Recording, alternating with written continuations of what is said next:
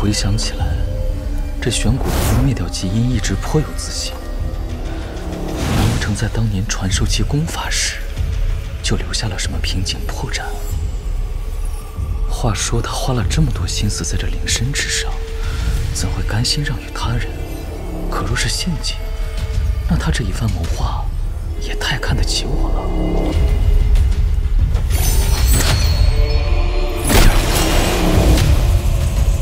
化土为金的阵法，我倒是也有，但若是不用他这阵，又会令他生疑。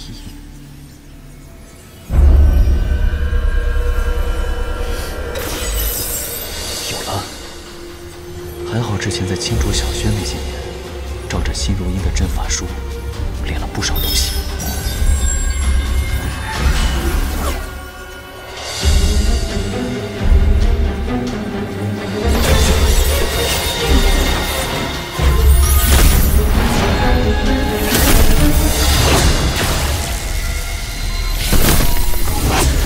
如此一来，即使他动了什么手脚，主位